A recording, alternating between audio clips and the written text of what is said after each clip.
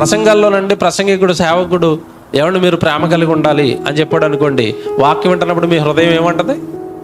ఈ రోజు నుంచి ఎవరితోనూ గొడవలొద్దురా, దేవుడు ప్రేమించమన్నాడట.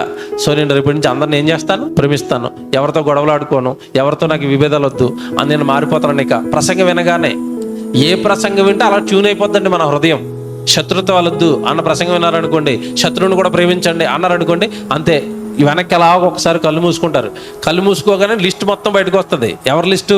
శత్రువుల లిస్ట్ అంతా తిరుగుతుంది.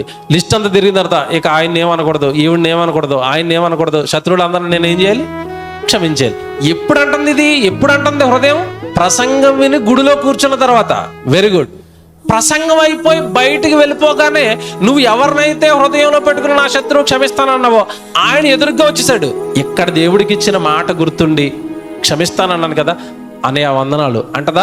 అలాగా అతను చూసి కోపంగా ఈడు ఇప్పుడు ఎందుకు వచ్చాడు అన్నట్టుగా మొహలా పక్క పెట్టుకుని సీరియస్గా వెళ్ళిపోతారు. ప్రసంగం విన్నప్పుడు ఏమిచ్చావు మాట దేవుడికి? క్షమిస్తాను.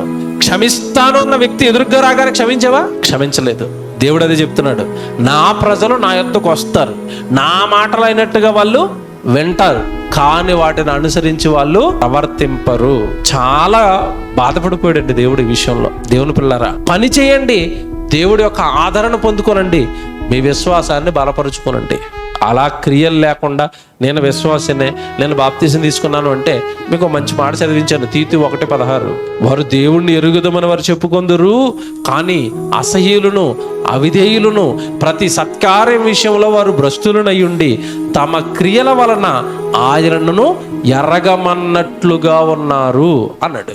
కనుక మీరు క్రియలు చేసి దేవుడిని ఎరిగామంటారా? మీరు క్రియలు చేసి మీ మానవ జన్మకు దేవుడికి కృతజ్ఞత చెప్పుకుంటారా?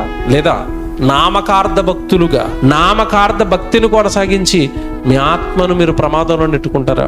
అది మీ ఇష్టం.